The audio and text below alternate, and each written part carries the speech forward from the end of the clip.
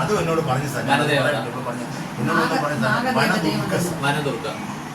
ഇവ എന്നോട് പറഞ്ഞ കാര്യം എന്ന് വെച്ചാൽ അച്ഛാ എനിക്ക് ഞാൻ മാത്രമല്ല അച്ഛാ, എത്രയോ നാൾ കൊണ്ട് ഒറ്റപ്പെട്ട് കിടന്ന ഒരു വനദേവതയും കൂടെ എൻ്റെ കൂടെ കിടന്നു. ഇവിടെയൊക്കെ പറയുമ്പോൾ ഞാൻ പറയുന്നത് ഒരു വനദേവതയും വനദുർഗ എന്നൊക്കെ അതും കൂടെ അവൻ്റെ കൂടെ ഉണ്ടാകും. എത്രയോ നാൾ കൊണ്ട് ആ വനദുർഗ അവിടെ ഒറ്റപ്പെട്ട് കഴിയുക. ആ ഒരു പവർഫുൾ കൂടെയാണ് ഇവനെ അങ്ങോട്ട് ആകർഷിച്ച് അവിടെ കൊണ്ട് എത്തിയത്. അല്ല, അത് പറയുന്നത് ആ ചെൽവേട്ടൻ പറയുന്നത് അവിടെ ഒരു മാസത്തിനും എന്തോ കല്യാണത്തിന് മമ്മട്ടി വാങ്ങിച്ച് നിങ്ങളുടെ സ്ഥലമാണത്. എന്നിട്ട് പുള്ളിക്ക് അവിടെ താമസിക്കണം, അവിടെയാണ് ഇഷ്ടം.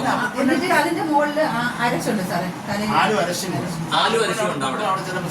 ഇവന് നമ്മൾ ആ മാരേജ് ഇതാണ്, ആ മാരേജ് ഫംഗ്ഷനാണ് സാർ. ഇതാ നിൽക്കുന്നത് ഇതുകൊണ്ട് അതൊക്കെ അത് ഇതെന്താ മേളിൽ നിൽക്കുന്നില്ല പോലെ അവിടെ ഹൽദിയുടെ പ്രോഗ്രാം ഹൽദിയുടെ പ്രോഗ്രാം. ആ പ്രോഗ്രാമിനാണ് ഈ കുട്ടിയുടെ മാരേജ് ആണ്. ഇപ്പോഴത്തെ മാമന്റെ മോളാത്. ഞാൻ ആദ്യമായിട്ട് എന്നോട് പറയുന്നത് അച്ഛനും എനിക്ക് ഇതേ ഷർട്ട് വേണമെന്നൊക്കെ പറഞ്ഞു കല്യാണം. ഈ ഇതിന് പോകുമ്പോഴാണ് ഇവന്റെ അപ്പനെയും വിളിച്ചോണ്ട് ഇവനെ ഇവിടെ നമ്മളൊപ്പം അടക്കിയിരിക്കുന്ന അവിടെ പോയിട്ട് അച്ഛൻ ഒരു നമ്മാട്ടിങ്ങളുണ്ട്, ഞാൻ ഇവരെ കൊണ്ട് വൃത്തിയാക്കിയിട്ടുണ്ട്, എനിക്ക് ഇവിടെയാണ് ഇഷ്ടവും. എൻ്റെ അപ്പനടുത്ത് പറഞ്ഞു അറിയുന്നില്ല. ഞാൻ പോയതിനു ശേഷം അതേ സ്ഥലത്താണ് ഇവനെ കൊണ്ടുവന്ന് അവിടെ നമ്മൾ. വേറൊന്ന് ചോദിക്കട്ടെ, ഈ കുട്ടു ഇഷ്ടപ്പെടുന്ന ഏതെങ്കിലും കുട്ടി ഉണ്ടായിരുന്നു? രസം എന്താണെന്നറിയാം, ഇത് ആർക്കാണ് അറിയിപ്പ് കൊടുത്തതെന്നറിയാം.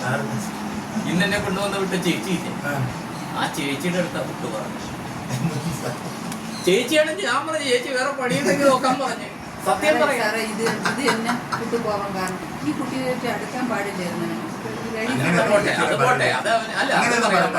അത് രസം അല്ല, അത് പോട്ടെ. അല്ല, രസം എന്താണ് ഈ ചേച്ചിയുടെ അടുത്ത് കുട്ടു പറഞ്ഞു.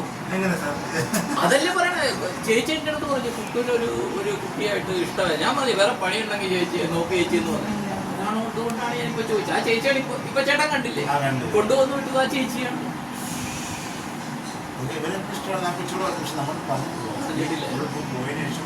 ഈ ചേച്ചി ഇത് നാട്ടുകാർക്ക് ആർക്കും അറിയില്ല എന്നാണ് എനിക്ക് തോന്നുന്നത്. ഒരു പക്ഷേ കുട്ടവും അടുത്ത ആളുകൾക്ക് മാത്രം അറിയുന്നു. ചിലപ്പോ അവര് ഫ്രണ്ട്ഷിപ്പ് ആയിരിക്കാം, എന്തും ആകാം. പക്ഷെ ഈ കുട്ടു ഈ ചേച്ചിയുടെ അടുത്ത് പോകാം, അതുകൊണ്ടാണ് ഞാൻ ചോദിച്ചത്.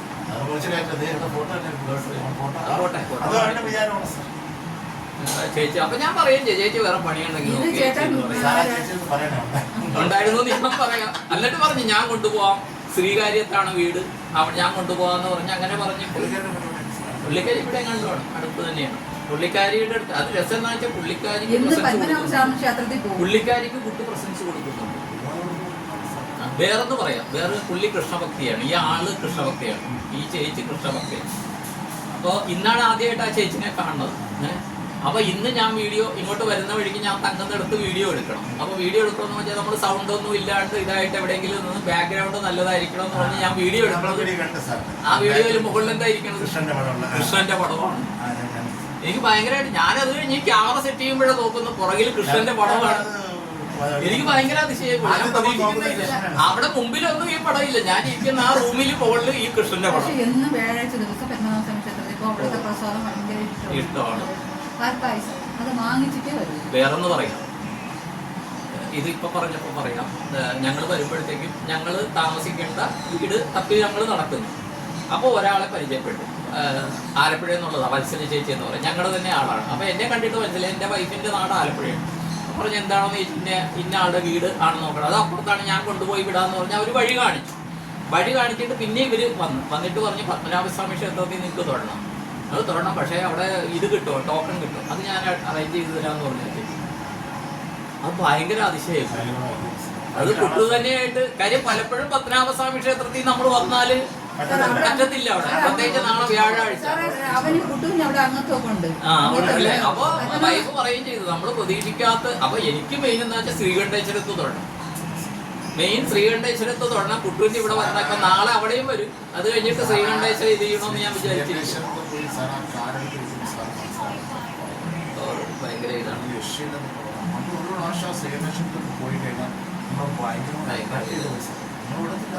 പിന്നെ പക്ഷെ ഒരു കാര്യം മാത്രം ചേട്ടനിൽ ഇനി മാറ്റം വരും. മാറ്റം വന്നാൽ മാത്രം മാറ്റം വരും. ദൈവമില്ല എന്ന് ചേട്ടൻ പറയുന്നു, ശരിയാണ്, ഇല്ല എന്ന് പറയാം. പക്ഷേ ദൈവത്തിനൊപ്പം അല്ലെങ്കിൽ ദൈവം എന്തൊക്കെ ചെയ്യുമോ അത് ചെയ്യുന്ന ഒരു മകന് ജന്മം നൽകാൻ സാധിച്ച ഒരു ഭാഗ്യം ചെയ്ത ജന്മമാണ് ചേട്ടൻ. ഇല്ലാന്ന് പറയാൻ പറ്റും.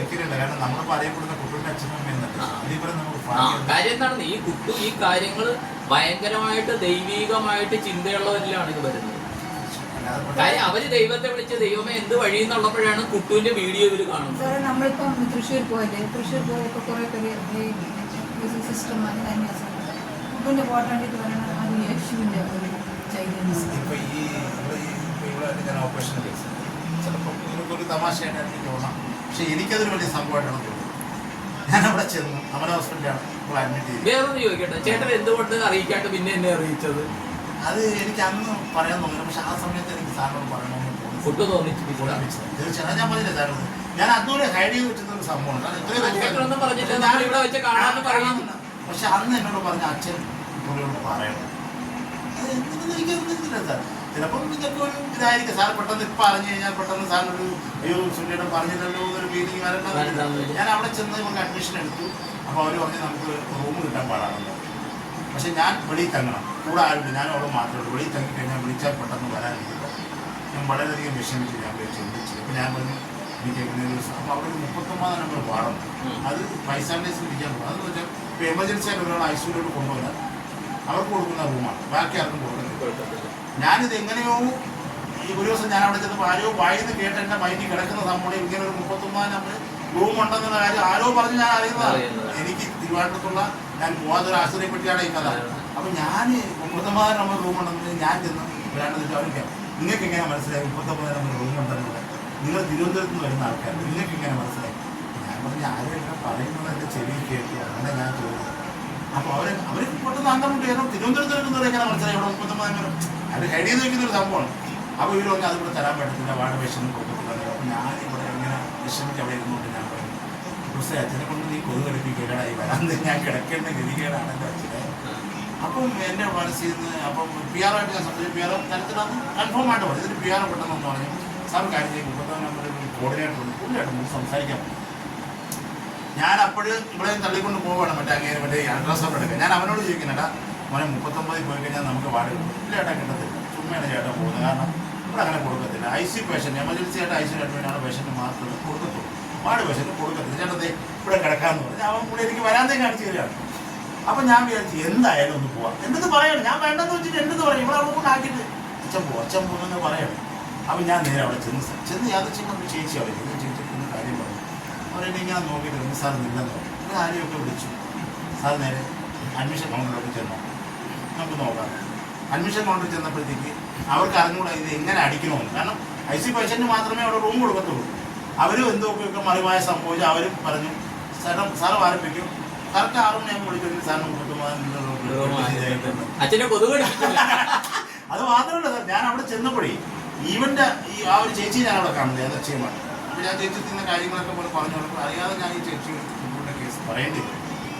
അപ്പോൾ ഇതൊക്കെ കേട്ടപ്പോൾ ചേച്ചിക്ക് ഭയങ്കരമായിട്ട് ഇതായി. ചേച്ചി എൻ്റെ നമ്പർ ഫോട്ടോ വീഡിയോ വെച്ചു. ഞാൻ ലാസ്റ്റ് വരുന്നവരെ 2 പ്രാവശ്യം എനിക്ക് അവിടെ നിന്ന് മാറേണ്ടി വരുന്ന സിറ്റുവേഷൻ വരുമ്പോൾ ഈ ചേച്ചി തന്നെ ഹെൽപ്പ് ചെയ്യുന്നത്. വാർഡ് പേഷ്യനെ കിടക്കാൻ പറ്റത്തില്ല എന്നൊരാൾ എന്നോട് പറയുമ്പോൾ ഈ ചേച്ചി ഇടപെട്ട് ഇല്ല അങ്ങനെ എനിക്ക് അങ്ങനെ ഒരുപാട് സപ്പോർട്ട് ചെയ്തു. കാരണം ഇതൊക്കെ നമ്മൾ വിചാരിക്കും വെറും ഒരു ഇതാണെന്ന് വിചാരിക്കും. എന്നിട്ട് ഈ ഞാൻ ഡിസ്ചാർജ് ആവുന്ന സമയത്ത് ഒരു ചേച്ചി പറയുന്നുണ്ട് ഇതിനൊക്കെ എങ്ങനെ ഇവിടെ കിട്ടിയ അങ്ങനെ വാർഡ് പേഷ്യന് കൊടുക്കുന്നില്ല, ഇങ്ങനെ പരിചയം അവർ എന്നോട് ചോദിച്ചു. ഇതൊക്കെ നമ്മൾ പക്ഷെ കുഞ്ഞിന് ജനിക്കുമ്പോഴേ അവനെ കൊണ്ട് നമ്മൾ റൂമിലൊക്കെ പോകുമ്പോൾ പെട്ടെന്ന് അങ്ങനെ ഒരു കാര്യമില്ല. അതാണ് ഞാൻ ചേട്ടനോട് ചോദിച്ചത്, ഇദ്ദേഹം ആരെങ്കിലും മേലാത്തവരുടെ മേല് ഇങ്ങനെ തൊട്ടാലൊക്കെ അവർക്ക് സുഖാകാറുണ്ടോ? എന്റെ അച്ഛന് നടുവ് ഒടിഞ്ഞ് കിടക്കുന്നു, അപ്പൊ നട്ടല് ഇത് ചെയ്യണമെന്ന് സർജറി ചെയ്യണമെന്ന്. അപ്പൊ കുഞ്ഞാണ്, എന്ത് പ്രായമുണ്ട്? 1 വയസ്സ് 2 വയസ്സ് 5 വയസ്സിനകത്ത് വരും. അപ്പോഴേ കുട്ടു ഇങ്ങനെ കിടക്കും, 5-6 വയസ്സിനകത്തേ ഉള്ളൂ സാറേ. അപ്പൊ അച്ഛൻ ഇങ്ങനെ കിടക്കുമായിരുന്നു, കുട്ടു ചവിട്ട് വന്നു, നടുവിന് ചവിട്ട് വന്നു. ആരോടും പുറത്ത് പറയാത്തൊരു കാര്യമാണ്. നമുക്ക് അറിയത്തില്ലല്ലോ സാർ. എനിക്കിത് സൂചന കിട്ടിയിട്ടാണ് ഞാൻ ചേട്ടനോട് ചോദിച്ചത് സംഭവം ഇങ്ങനെ ഒരു കഴിവ് കുട്ടൂലുണ്ടായിരുന്നോ എന്ന് ഞാൻ ചോദിച്ചാൽ. പിന്നെ അതുപോലെ നായയുടെ കാര്യം സൂചിപ്പിച്ചു. പിന്നെ വേറൊരു കാര്യം എന്ന് വെച്ചാൽ കുട്ടി പറയും അമ്മ ഞാൻ ഇപ്പൊ ഏതെങ്കിലും വ്യക്തി നോക്കി എന്തെങ്കിലും പറഞ്ഞു പോയാൽ അത് സംഭവിച്ചു. പിന്നെ അതുപോലെ തന്നെ ഞാൻ മൂകാംബിയെ പോയിട്ട് തിരിച്ചു വന്നപ്പോൾ അന്ന് കുട്ടി പോയില്ല, കുട്ടി വരാൻ പറ്റാത്ത എക്സാം ആയതുകൊണ്ട് വരണില്ലെന്ന് പറഞ്ഞു. പിന്നെ പഠിക്കുക വന്ന് വാതിൽ തുറന്നപ്പോൾ മൂകാംബിയെ ദേവിയും കൊണ്ട് വന്നിരിക്കണം എന്ന് ചോദിച്ചു. അപ്പം ഞാൻ എന്താ എനിക്ക് നാളെ ദൈവത്തിലേക്ക് മാറിയായിരുന്നു. കോട്ടയല്ലേ അത് പുള്ളി കാണുന്നില്ല, സാരി കൊണ്ടുവരുന്നൊന്നും കണ്ടില്ല. പക്ഷെ ചോദിച്ചു മൂകാംബിക ദേവി അത് ഏത് പ്രായത്തിൽ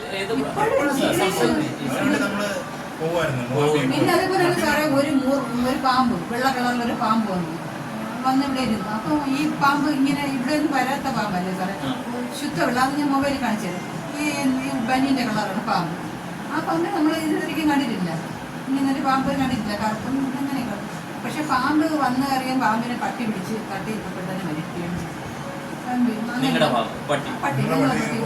കുട്ടുവിന്റെ ഏറ്റവും ഇഷ്ടപ്പെട്ട പട്ടിയാണ്. പക്ഷെ ഈ പാമ്പ് കുട്ടിനെ കൊണ്ടുപോകുമെന്ന് പേടിച്ച് പട്ടി പെട്ടെന്ന് കടിച്ച് അതൊക്കെ തന്നെ മരിക്കും. രണ്ടും ഒരുമിച്ചാണ് കിടക്കുന്നത്. ശുദ്ധ വെള്ള പാമ്പ്. പിന്നെ ഡെയിലി മിക്കവാറും മൂർഖം പാമ്പ് ജീവൻ നിർമ്മാരി തുടങ്ങി അങ്ങോട്ട് കാണാതെ. അപ്പൊ ഞാൻ പറഞ്ഞു മോനെ ഇത് വല്ലാത്തൊരു അപകടത്തിനാണ് എന്റെ മനസ്സിൽ ശരിക്കും തോന്നുന്നത്. പക്ഷെ അതല്ലേ ചേച്ചി, ഇപ്പൊ അല്പം സ്പിരിച്വൽ പവർ ഉള്ളവർ ആദ്യം കാണുന്ന പാമ്പിനെ. കൃഷ്ണനെ വാസുദേവര് ഗോകുലത്തില് അവിടെ കൊണ്ടുപോകുമ്പോഴത്തേക്ക് പാമ്പല്ലേ മോള്. സ്പിരിച്വൽ പവർ വന്നാൽ ആദ്യം കാണുന്ന പാമ്പിനെ. പിന്നെ ഇത് കൂളത്തിന്റെ ഒരു ചെടി പൊടിച്ചു വന്നു ഫ്രണ്ടിൽ ഇറങ്ങുന്നതിന് നേരെ ഫ്രണ്ടിൽ. പിന്നെ ഇവിടെ നിറച്ചും തുളസി, ഞങ്ങളുടെ വീട്ടുപേര് കൂവളം. കൂവളത്തിന്റെ ഇല പൊടിച്ച് ചെറിയതായിട്ട്. അപ്പൊ ഒരു സമയം നിന്ന് ചിരിച്ചിട്ട് ശിവൻ വന്നു തുടങ്ങിയല്ലേ ശിവൻ. അപ്പൊ ഇദ്ദേഹം ശരിക്കും ഈ നിർമ്മാല്യം പോകുന്നതിന് മുമ്പൊക്കെ ഒരു 15 വയസ്സിലൊക്കെ ഇദ്ദേഹം വിശ്വാസിയാണ്. പിന്നെ വിശ്വാസിയാണ്. അല്ല അതാ സാധാരണ ഇതാണോ അതോ വിശ്വാസിയാണ്?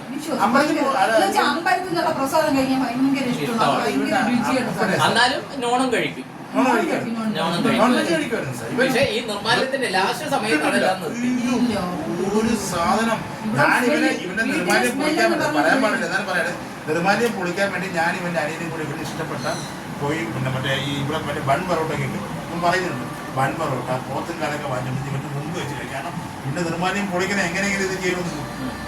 വേറൊരു കാര്യം ചോദിക്കട്ടെ, ഇപ്പൊ തീരെ മേലാണ്ട് കിടക്കുന്ന കുറെ ആൾക്കാരുണ്ട്, പറയാൻ പറ്റിയെങ്കിൽ പറഞ്ഞാൽ അങ്ങോട്ടും ഇല്ല ഇങ്ങോട്ടും ഇല്ല എന്ന് പറഞ്ഞ് കിടന്ന ആൾക്കാര് ഏതെങ്കിലും സമയത്തൊക്കെ കുട്ടുപോയി നോക്കിക്കഴിഞ്ഞ് വന്നു കഴിഞ്ഞാൽ അവരുടെ കാര്യത്തിൽ തീരുമാനമായിട്ട്